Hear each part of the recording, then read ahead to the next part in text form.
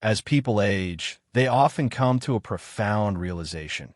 They cannot always fully rely on others, even their closest family members. This is one of the hardest truths to accept over the years.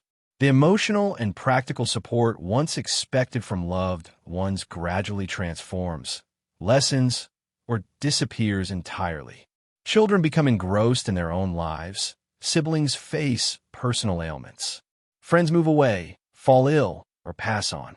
This leaves one with a sharp question: who will truly remain by their side? Such a question can hit one like an unexpected barrier, if unprepared. Yet, there's a hopeful perspective. It is possible to prepare. Moreover, it's entirely realistic to build a life at 70 and beyond where one feels strong, resilient, and unwavering, regardless of who stays or leaves. This isn't about resentment or disappointment, but deep wisdom. True support, the kind you can lean on in the quiet of night or days of solitude, often doesn't come from family. It originates from 5 other sources that most people tend to ignore until it's too late. These 5 components form the genuine foundation for a peaceful, autonomous life after 70. They are unspoken, yet powerful forms of support that never fail. They don't push you away or create a sense of burden. The first and most crucial aspect is physical mobility. For someone past 70, the ability to move freely, autonomously, and without constant assistance is far more than just walking. It embodies freedom, a manifestation of dignity. In many ways, this form of support is the most significant because it depends on no one else. Physical mobility means being able to get out of bed independently. It means being able to prepare a hot meal, reach for a favorite dish on a shelf, or step outside to breathe fresh morning air without waiting for help. It's a source of strength, control over one's life. Crucially, it's a unique form of emotional support rarely discussed, as it grants confidence and reduces anxiety. When one can move, they are far less afraid of becoming a burden to others. It's important to acknowledge, maintaining mobility past 70 doesn't mean running marathons or performing acrobatic feats. It means caring for your joints, maintaining steady balance, and preserving enough muscle mass to rely confidently on your own legs. Small but consistent habits like daily morning stretches, a 15-minute walk, or using light resistance bands can have a colossal impact. And it's never too late to start. Many mistakenly believe that declining mobility is an inevitable consequence of aging. This is not true. On the contrary, the more active one is, the harder their body strives to maintain that ability. The body responds much more to an individual's actions than to their age. From a psychological perspective, physical mobility serves as a powerful tool against a deeply rooted fear. Most older adults experience apprehension about helplessness. When the body becomes dependent, one's world begins to shrink. They start doubting their own capabilities, stop planning outings, avoid travel, and decline invitations not due to lack of interest, but fear of not coping. This isn't a natural part of aging. Rather, it's a fading of vitality. And one doesn't have to live this way. As a vivid example, consider Harold, a 78-year-old man one of the narrators met in a Florida park. Every morning, regardless of the weather, he walks in circles, leaning on a cane. When asked why he was so dedicated, Harold replied, "Because the moment I stop walking, I'll start waiting for someone to help me, and I don't want to wait. I want to live." His mobility might not be perfect, but it's his, and that gives him inner peace. He still drives himself to the grocery store, visits friends regularly on Sundays, and proudly navigates the 3 steps to his porch. This isn't because someone built him a ramp, but because he adamantly refused to stop moving. Indeed, the reality is, when one invests in caring for their own body, even with minimal effort, it rewards them with a level of freedom most people only appreciate after it's irrevocably lost. Family might not always be there to drive you to appointments or help you up after a fall. However, if your legs remain strong, your core stable, and your balance steady, you can significantly delay such needs. You can maintain your independence much longer than others expect. And this form of support provides deep confidence, not just physically, but emotionally. So, If you feel stiffness or weakness these days, that's perfectly normal. Don't judge yourself, but it's important to start acting based on your current state. Just move a little more today than yesterday. You can stretch while your morning coffee brews, or do one extra lap around the hallway. Every small effort gradually builds something grand, your own reliable foundation. A foundation that will accompany you every step of the way, regardless of who else is around. The second important aspect is financial simplicity. Upon reaching 70, peace of mind doesn't stem from the amount of money in your bank account. It comes from a clear understanding of your needs, the ability to manage your resources, and knowing how to live within your means without fear or shame. Financial simplicity represents one of the most powerful pillars one can fully rely on. And it's one of the few components you can completely control independently without needing anyone's help. Complex financial matters inevitably become a heavy emotional burden. Juggling multiple accounts, trying to track every subscription, or feeling overwhelmed by credit cards. This isn't just stress. It undermines a fundamental sense of stability. In old age, stability isn't merely comfort.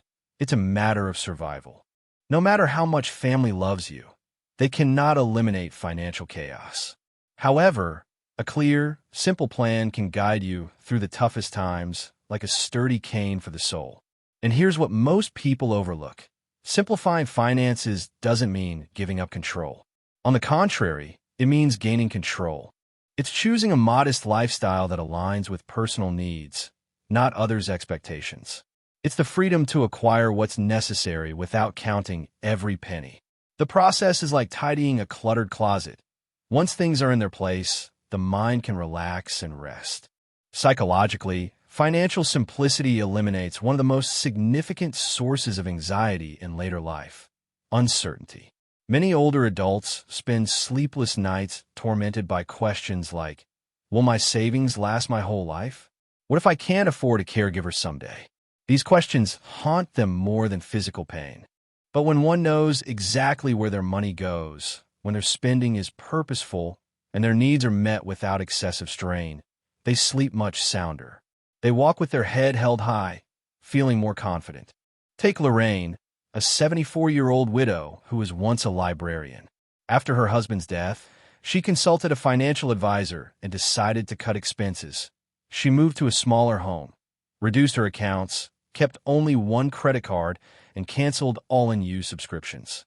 She confessed, "I used to dread checking the mail. Now, I open every letter with a clear head and a calm heart." She even started a small jar labeled Freedom Fund, occasionally putting $10 in it. It reminds her that she controls her money, not the other way around. What Lorraine did was no miracle. It was a conscious choice, a quiet, deliberate decision to simplify her financial life so she could focus on living fully, not just surviving. And here's the most powerful part. When finances are simple, you need less outside help to manage them. There's no need to call your son every time a bill question arises. No waiting for a family member to explain the fine print. You can handle it yourself. You are the captain of your financial ship. So, if you feel overwhelmed by money matters right now, take a deep breath. You're not alone, and you don't have to be rich. You just need to be clear about your finances. Cancel what you don't use. Consolidate what you can. Write down what comes in and what goes out. Make it simple enough to explain to a friend over coffee. Because ultimately, peace isn't in the numbers. It's in the knowledge and clarity.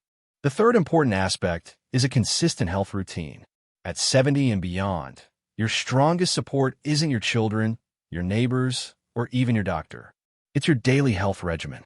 This isn't about trendy workouts or expensive supplements. It means small, consistent actions you repeat day after day to keep your body and mind functioning. This self-sufficiency forms true independence.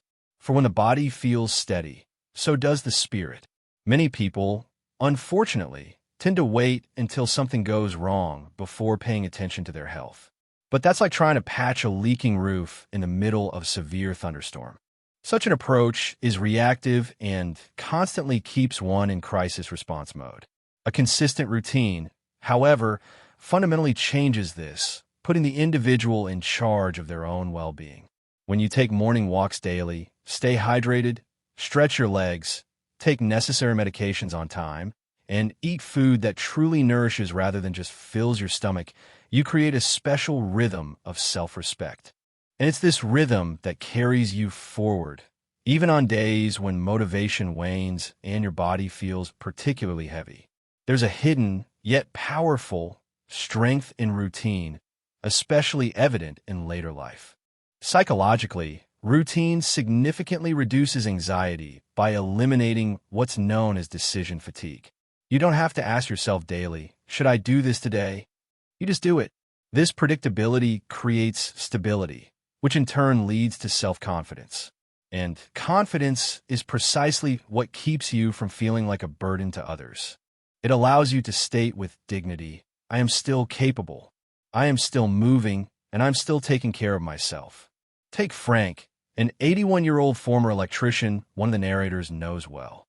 Every morning at precisely 6 a.m., he brews a cup of green tea, does 15 minutes of chair stretches, takes his morning medication, and goes for a 30-minute walk around the block. In any weather, as he once confessed, it's not about the exercise. It's about telling myself every morning that I still matter.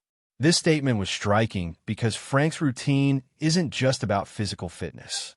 It's about identity, about staying connected to the part of himself that refuses to give up just because the years are adding up.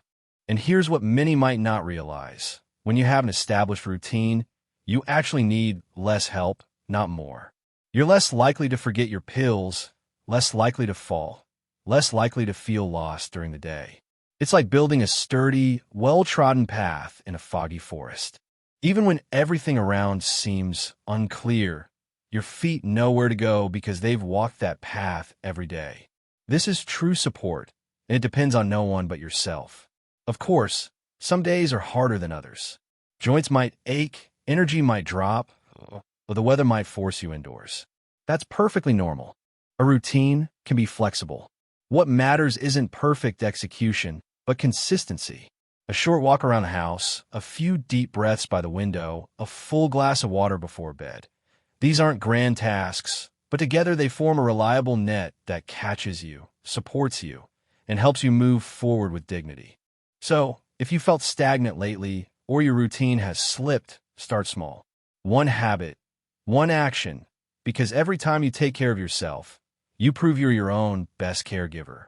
And that's a support no one can take away. The fourth important aspect is emotional resilience. If there's one form of support that gains increasing value with age, it's precisely emotional resilience. Not money, not even physical health. Because when one's emotions are strong, they can withstand almost anything. Loneliness, grief, setbacks, and yes, even the disappointments that sometimes come from family members. Emotional resilience is the ability to sit in silence without feeling an inner void and to face difficulties without feeling destroyed. By 70, life has likely presented you with many losses, perhaps even more. The passing of a spouse, the estrangement of children, the decline of your own health. A common mistake many make is thinking emotional strength means never being sad. That's not it. Emotional resilience is the ability to feel deeply, yet not be consumed by those feelings. It's learning to let sorrow pass through you without letting it take root inside. Such strength doesn't come from pretending everything is fine. It's born from an inner conviction. This hurts, but I will get through it. And the truth is, every time you do this, every time you sit with the pain without running from it, you become less afraid of what lies ahead. This is powerful. It's liberating. You don't lean on others to carry your grief. You learn how to hold it without letting it break you. Let me share a story. There's a woman named Eileen, 77, who lost her husband 5 years ago and now lives alone. She was once asked, "What helps you get through tough days?" She replied, "I light a candle every evening, not because I'm religious, but because it reminds me I'm still here. I cry some nights. Others I laugh, but I always tell myself, you made it through this day." This small ritual is her way of honoring her pain without letting it consume her. That is resilience. It's important to understand that emotional resilience isn't just about surviving major tragedies. It's also about coping with minor disappointments. When a son doesn't call, a friend moves away, or you realize you can no longer do what you once did. If you crumble every time something changes, life becomes too painful to enjoy. But when you have emotional strength, you gain true freedom. You don't depend on others' choices or changes in the world around you. You remain steady because you choose how to react to what happens. Psychologically, emotional resilience helps rewire the brain. It helps slow down thoughts, teaching the nervous system not to overreact. It builds confidence that you can face uncertainty and still be okay. In old age, when there's so much uncertainty, this is one of the most valuable gifts you can give yourself. If you wonder how to develop emotional resilience, it starts with mindfulness. It's important to talk to yourself with kindness. Allow your feelings to be real, but don't let them spiral out of control. Find small, grounding routines, such as journaling, walking in nature, or simply putting on your favorite music. And often remind yourself that all difficulties so far have been successfully overcome. This isn't luck, it's a manifestation of inner strength. So yes, family may drift away, health may falter, but if your emotional core is strong, you will still stand with a clear gaze, a steady heart, and rooted in the quiet knowledge of your own self-sufficiency. The fifth aspect is a personal code of values. There's profound strength in having your own set of values, especially after 70. When the world around you changes, when people let you down, and when the future seems uncertain, a personal code becomes a reliable compass. It points to who you truly are, what matters to you, and how you wish to live, regardless of what others do. Too many older adults lose their sense of direction because they've lived their whole lives guided by others' expectations. They were good parents, loyal employees, supportive spouses. But once those roles disappear, they're left wondering, what now? This is where a personal code comes in. It says, this is who I am, and this is how I live, no matter who is watching. A strong personal code might include concepts like honesty, kindness, responsibility, simplicity, or self-respect. These values aren't for show. They aren't meant to impress anyone but yourself. And that's the whole point. When you live by your own values, you stop needing approval. You stop chasing external validation. You stop getting anxious when someone disagrees with you, because your inner peace doesn't depend on others' opinions. Take Howard, a man one of the narrators met in his 80s. He once said, I have 5 rules. I tell the truth. I don't waste food. I always return what I borrow. I forgive quickly. And I sleep with a clear conscience. That's it. And every day, Howard lives by that. He's not rich. He doesn't have a large family, but he walks with a quiet dignity that is extremely rare. Why? Because he knows who he is.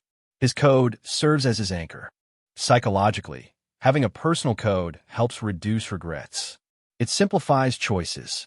You don't lie awake wondering, did I do the right thing? Because you already know what's right for you.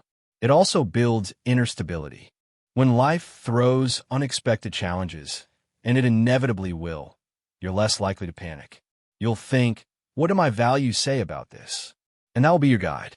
In fact, research in geropsychology shows that older adults living by a consistent set of values report higher life satisfaction, less anxiety, and better cognitive health. Why? Because clarity brings peace. When your life has a through line, a thread of integrity, it keeps you grounded. But here's what's even more important. Personal values are precisely that, personal. No one else has to agree with them. There's no need to explain them. Simply living in accordance with them is enough. That's what makes them truly powerful. Whether it's waking early to greet the sun, refusing to gossip, being generous even when you have little, or staying curious about the world, whatever values resonate with your soul, hold on to them tightly. Let them carry you. Because when you can look in a mirror at 75 or 85 and say, I lived according to what I believe, that is true success. That is true self-respect. And no one, not your children, not society, not even time, can take that away from you. This is the support that never fades because it lives within you. And in the end, that's what this life journey is all about. Not about being remembered by everyone else, but about being at peace with yourself. A personal code grants that peace.